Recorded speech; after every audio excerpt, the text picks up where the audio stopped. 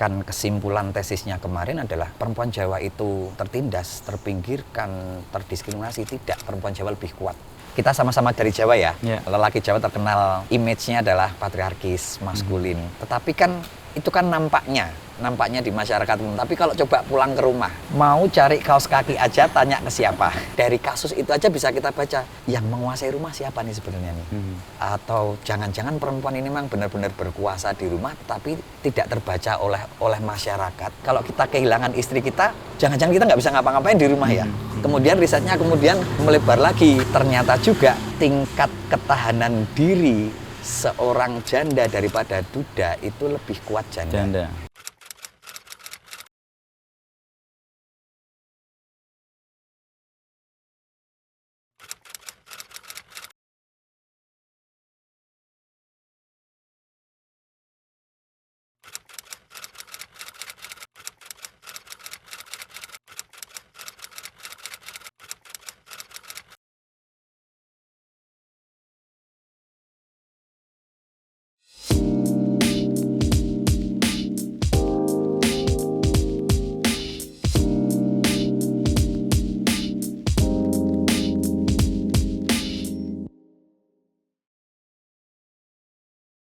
Itu kan, loh sebentar, jangan-jangan kita nggak harus pakai teorinya awan atau cuaca barat untuk membaca Mbak Rara. Nah itu yang saya pikir terus sebagai orang yang memang menggiati kelokalan ini yang harus dibaca ulang terus-menerus. Dan terus menjadi pertanyaan besar. Jangan-jangan pertanyaan-pertanyaan era postmodern ini kita sudah punya jawabannya, cuman kita abai saja mungkin. Ya, karena kalau lihat dari... Udah mulai loh ini ngobrolnya kita. Kalau lihat dari persoalannya, sebenarnya persoalan manusia kan dari zaman ke zaman itu aja. Ternyata kan? Iya, dan itu sudah dicontohkan dipotretkan di sastra-sastra Jawa. Misalnya tentang krisis kemanusiaan atau konflik-konflik kekuasaan hari ini tuh sudah dicontohkan di cerita-cerita kita zaman dahulu. Kan pemikiran manusia cuma gitu-gitu aja toh.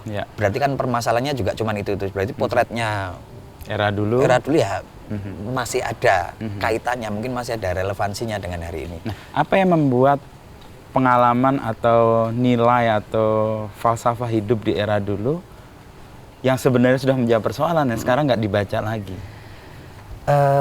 Sekali lagi, ketika zaman atau peradaban di Jawa atau di Indonesia sudah memeluk modernisme, modernisme salah satu praktiknya adalah menyingkirkan yang lokal-lokal yang dianggap kuno. Nah, sehingga itu dijauhi, kacamatanya baru semua ini.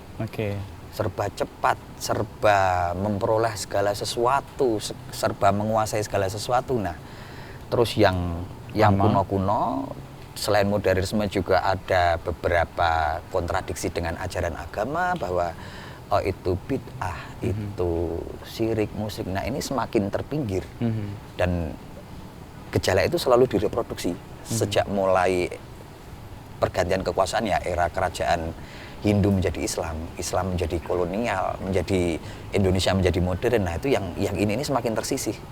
Ada proses dalam tanda petik mengolok-olok hal lama atau yang tidak dianggap modern itu sehingga tidak muncul dan dibaca lagi. Iya, betul sekali. Sehingga masyarakat ketika mau mengembrace itu sudah malu duluan, sudah tidak percaya diri duluan. Ya yang paling praktis kan mau belajar mengambil jurusan kuliah sastra Jawa aja udah males duluan. Wah, itu nanti jadi dukun. Itu jadi pawang hutan atau jadi dalang. Sebenarnya kan tidak seperti itu. Nah ini permasalahan ini. Aku pikir nggak cuma di Jawa ya, di suku yang lainnya pasti kan. Tapi kan yang terbaca olehku baru terbatas Jawa. Nah karena diolok-olok dan terpinggirkan itu, ya peradaban tidak lagi mendekati itu akhirnya. Sekarang baru sudah mulai ketahuan kalau ternyata yang baru itu tuh nggak bagus-bagus amat. Nothing new under the sun lah. Sesuatu yang baru itu ternyata dulu juga ada juga. Ternyata ada. Nah ini baru sedang digali lagi. Misalnya di fashion ya, balik lagi ke eco printing, balik lagi ke ribet pakai kebaya, pakai sanggul, tapi ternyata hari ini punya nilai estetika di Instagram. Kan kalau dulu kan yang penting dandan serba cepat, pokoknya serba kilat karena kita time is money. Nah, Banyak banget schedule, agenda gitu. Ternyata sekarang ada orang yang menikmati lagi. Oh, jariknya harus diwiru. Mungkin meskipun ada pergeseran nilai ya. Kalau dulu wiru jari adalah simbol ritual tertentu. Kalau sekarang simbol ritual di Instagram. Kalau foto itu pakai kebaya yang ribet atau pakai baju yang ribet, engagement-nya lebih tinggi. Nah, ada pergeseran nilai tapi kan praktiknya sama. Nah, itu yang saya pikir yang baru ternyata yang mungkin nggak baru-baru amat loh. Dulu sudah pernah, cuman gara-gara selama hampir 500 tahun diolok-olok. Ini minggir dulu nih, tapi ini mulai ada gerakan nih. Untuk meng-embrace lagi ya? Iya, dan kebetulan penggerak-penggerak yang sedang mulai menggali lagi ini diuntungkan juga Jawa. Ini orang-orang yang keren biasanya, yang dianggap pemikirannya lebih kritis atau yang lebih otentik gitu ya? Atau pelaku-pelakunya ini loh, misalnya pelaku bersepeda ya. Pelaku bersepeda, pelaku-pelakunya figur-figur yang memang populer, dianggap mempunyai tingkat pemikiran yang beyond daripada yang lain. Nah, kita diuntungkan nih. Artis-artis yang memakai kebaya adalah artis-artis yang misalnya Dian Sastro, yang sekelasnya itu. Ini udah direkam belum toh? Udah. Oh, udah. Tapi kayaknya hujan. Proses untuk kemudian Mas Maksi, kan ada sastra dan Jawa itu kayak diolok-olok. Tapi Mas Maksi kan masuk ke situ. Iya. Memilih itu dengan sadar atau? Kalau hari ini terus ditanya dan kemudian aku baca ulang kenapa aku dulu masuk ke sastra Jawa, itu ada 2 faktor ya. Ternyata memang dari kecil sudah ditanamkan itu sama keluarga. Almarhum bapakku itu kan juga pelaku seni yang memang seninya dekat dengan tradisi Jawa. Dari situ kemudian kan terus disekolahkan di taman siswa yang memang pendidikan Jawanya sangat kental ya, akhirnya tertanam. Terus masuk di UGM sini pun juga jadi pilihan utama. Memang sudah menjadi cita-cita. Kalau Farid Steffi ngomong berjalan tidak sesuai rencana adalah ini rencanaku. ini disengaja meskipun melalui proses olok-olok yang tidak mudah untuk saya pribadi di usia 16-17 ya. Kok milih sastra Jawa, arep kerja opo? Kan selalu seperti itu kan. Sampai hari ini kan pertanyaannya seperti itu. Umur segitu kan ditanya, arep kerja opo? Lah enggak ngerti, aku baru masuk 2 hari kuliah mau ditanya. Kan sama aja kan masuk ke ekonomi atau psikologi. Iya, pertanyaan yang sama sebenarnya juga datang juga. Atau misalnya ya, jadi kerja di institusi, di PNS baru lolos prajab gitu kan, kamu mau jadi pejabat apa? Ya nggak tahu nanti prosesnya seperti apa. Tetapi terus kemudian 20 tahun berikutnya sudah mulai terjawab, oh pengen jadi seperti ini ternyata aku. Pengen bisa membaca ini dan ternyata ada nih yang mempunyai dari keilmuan, dari latar belakang di sini ternyata ada yang bisa berpotensi menghasilkan nilai-nilai ekonomi gitu. Tapi prosesnya itu panjang, tidak mudah. Melawan teman-teman lulusan SMA, yang lainnya ke arsitek, ke teknik, enggak melawan ya, bernegosiasi dengan calon mertua. Sastra Jawa dipakani apa anakku? Keris po kembang. Tapi proses untuk kemudian meyakini itu kan panjang ya, sampai kuliah pun 7 tahun ya, Mas. Iya. Di filologi ya akhirnya. Nah, itu apa yang dipelajari dan dapat apa sebenarnya dari filologi itu? Karena memang sastra Jawa itu kan kalau dibahasakan kan sesuatu yang tidak habis digali-gali ya. Digali lebih dalam, ketemu lagi. Nah, cabangnya. Dari pembacaanku yang sangat sebentar itu sudah mulai menemukan bahwa oh ini jawaban-jawaban ini. Jawaban-jawaban atas pertanyaan sosial, pertanyaan tentang lingkungan misalnya, dan juga pertanyaan ekonomi. Akhirnya di dalam pekerjaan yang aku lakukan hari ini kan pekerjaan-pekerjaan yang sangat kaitannya sangat kental ya Jawa. Misalnya bikin keroncong, basa Jawa, bikin organisasi Jawa semuanya. Nah, dari yang aku baca sedikit di sini, ketika itu kemudian apa bahasanya dikomodifikasi ternyata berpotensi ekonomi. Memang tidak lazim tidak populer dan tidak mudah, tapi akhirnya terus muncul Menemukan, ya. ada spesialisasi nih. Oh kalau mau bikin pertunjukan seni yang berbau Jawa, oh ya itu. Si Paksi. Ada konsultasi aksara Jawa untuk menamakan jalan di DIY, oh ya itu. Karena mungkin dinilai orang mungkin ya lakunya konsisten ya. Aksara Jawa, naskah Jawa, bahasa Jawa. Nah, itu kemudian mungkin jadi kalau dilihat untuk dari kacamata ekonomi itu nilai jualnya. Meskipun mungkin lebih berat daripada bidang yang lainnya ya. Aku juga nggak ngerti kalau seorang dokter atau seorang jurnalis itu harus merangkak juga, pasti iya ya. Tapi ini pilihan yang memang tidak lazim. Dan untuk membuktikannya ya memang butuh konsistensi tadi. Dan harus menelurkan prestasi paling enggak ya. Ya itu kan ukuran orang kan masih prestasi. Kamu seni yang Jawa ada award atau piala apa, di dunia literasi Jawa ada rilisan apa, terus organisasimu nampak seperti apa, prestasi-prestasi seperti itu. Gitu Mas, itu yang tak pikir resiko kenapa, konsekuensi lah ya memilih sastra Jawa yang tidak populer itu, sesenyap itu. Tetapi belakangan sudah mulai menemukan angin segar. Kira-kira 5 tahun belakangan ini dari tren kegandrungan orang kembali ke akar dan asalnya. Kalau dibilang riding the wave, iya. Tetapi kan aku dan kawan-kawan melakukan ini sudah sejak 20-25 tahun yang lalu. Jadi ketika tren ini muncul, sudah siap.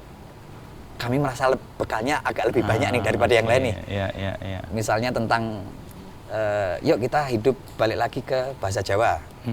Lirik lagu bahasa Jawa semuanya, film bahasa Jawa. Nah, kita punya posisi nih, karena kita belajar bahasa Jawanya sudah lumayan panjang, kita bisa nih membaca lebih dalam mungkin dari fenomena ini. Terus fenomena hari ini kuliner Jawa,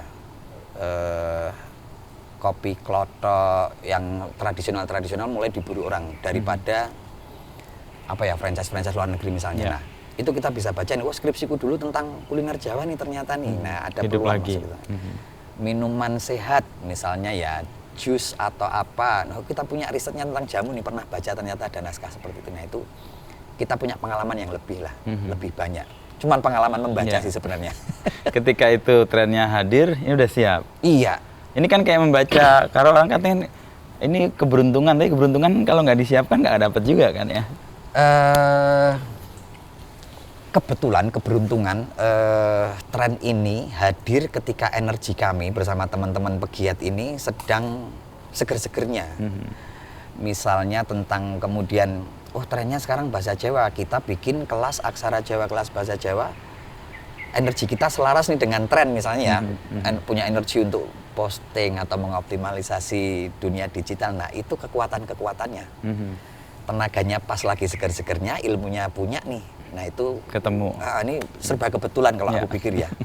Kalau ini tren ini datang 10 tahun yang lagi atau yang lalu, itu nggak ketemu juga. 10 tahun yang lalu mungkin udah males posting. Atau 10 tahun ke depan ya, sekarang bikin rilis dong tentang aksara Jawa, males sih. Nah, ini kebetulan pas.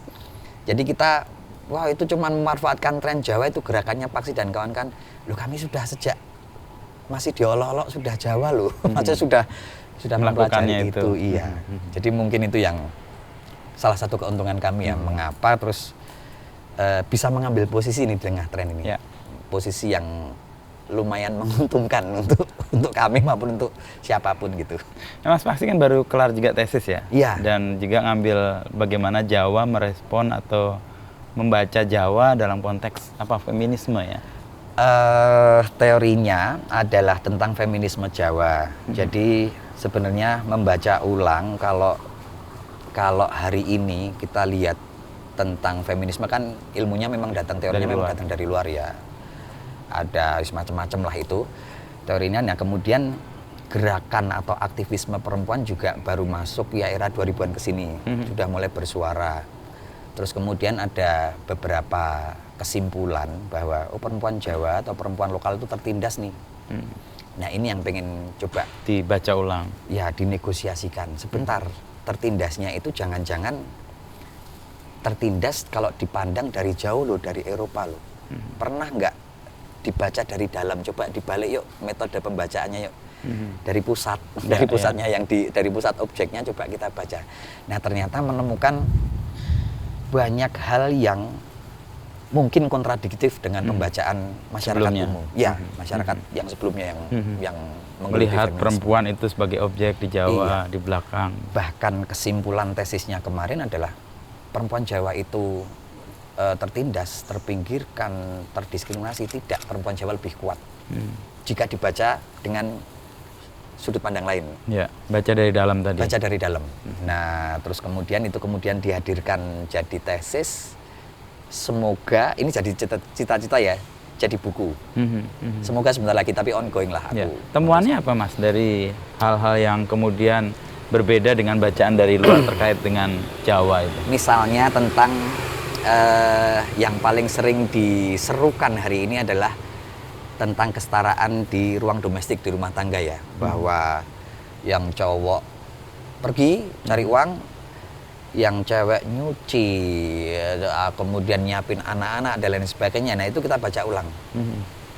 Di masyarakat umum kan, oh perempuan tertindas hanya terkungkung di rumah. Kemudian nanti kalau suaminya pulang ya posisinya pemimpinnya adalah si laki-laki, si perempuannya akan selalu menjadi pengikut. Sebentar, kita baca ulang nih. Kalau perempuan terus kemudian stay di ruang domestik di rumah terus menerus, kalau kita baca ulang gimana? Jangan-jangan yang menguasai rumah itu justru Perempuannya. Misalnya kalau kemarin jok-joknya terus kemudian kita sama-sama dari Jawa ya. Lelaki Jawa terkenal image-nya adalah patriarkis, maskulin. Tetapi kan itu kan nampaknya di masyarakat umum. Tapi kalau coba pulang ke rumah, mau cari kaos kaki aja tanya ke siapa? Mau cari pemotong kuku aja, tanyanya ke istri kan. Bu, pemotong kukunya di mana? Nah, dari kasus itu aja bisa kita baca yang menguasai rumah siapa nih sebenarnya nih.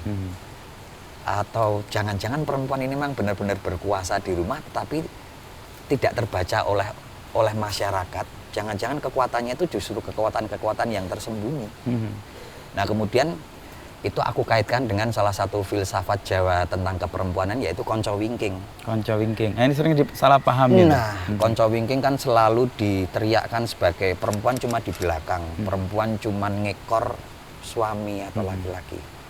Konco wingking ini coba kemudian kami baca kembali kemarin sama dosen pembimbing. Jangan-jangan konco wingking itu dia berdiri belakang, tapi posisinya di belakang itu kayak sutradara film nih. Sutradara itu kan di belakang ya, maksudnya. Tapi mengatur dan organize semua. Dan tidak kelihatan. Terus kemudian harus melebar lagi. Kenapa seperti itulah? Ternyata di dalam konsepsi Jawa, kekuatan atau power atau kuasa itu tidak harus selalu nampak di luaran. Ada kekuatan-kekuatan di dalam. Nah, kekuatan-kekuatan di dalam itu dalam studi kemarin dipercontohkan oleh perempuan ini. Misalnya di rumah yang ngatur alur logistik beras sama lauknya sama air minum di rumah siapa? Perempuan. Jangan-jangan dia memang benar-benar di rumah itu kuat sekali posisinya, tapi ya jadi sutradara film, tidak seperti bintang utamanya di panggung yang kena lampu atau kena sorot kamera, tapi dia di belakang ngatur sebenarnya. Jadi kita sebagai suami dan sebagai lelaki Jawa di rumah itu jangan-jangan oh iya ya, kalau kita kehilangan istri kita, jangan-jangan kita nggak bisa ngapa-ngapain di rumah ya. Kemudian risetnya melebar lagi. Ternyata juga tingkat ketahanan diri seorang janda daripada duda itu lebih kuat janda. Janda itu bisa menjalankan peran sekaligus ya, cari uang sama tetap mengendalikan jaga rumah. Keluarga. Kalau cowok ditinggal perempuan meninggal, kan kasusnya seorang suami ditinggal istrinya meninggal. Kalau enggak dia meninggal lagi, kalau dia ikutan meninggal, dia akan nikah lagi. Nah, menikah lagi itu kan terus kemudian bisa dipertanyakan ulang. Bahwa dia butuh kekuatan sebenarnya lain. Kamu butuh kekuatan perempuan kan? Kalau perempuan jarang yang melakukan itu. Dan kemarin risetnya itu sampai ke data-data dari KUA dan lain sebagainya. Jumlah janda lebih banyak. Dan ternyata mempunyai kekuatan ekonomi yang besar juga janda-janda itu. Rumahnya tetap beres, kerjanya beres. Kalau cowok kan kita nggak bisa. Ini tambah deres ini. Kita Berhenti Oke. dulu ya. Terus banget ini. Nyangkut situ Mas. Nah itulah yang jadi keunikan di Jawa ya. Kalau di filsafat Yunani mungkin kan sejak era Manuskripnya ada semua. dari era Plato sampai ini 2000 tahun masih langgeng. Ada semua. Di Jawa itu ngobrol Mas. Proses transfer pengetahuannya tuh Ngobrol. ya kayak gini Iya, ngobrol, iya, iya, ngobrol iya. gosip. Nggak tercatat nggak gitu ya. tercatat. Dan nggak Ngapain didokumentasikan. dicatat dulu, bro? Bisa jadi mungkin jawaban kenapa tingkat literasi kita rendah mungkin karena tidak ada budaya baca, budaya menyampaikan pesannya atau literasinya lewat ngobrol.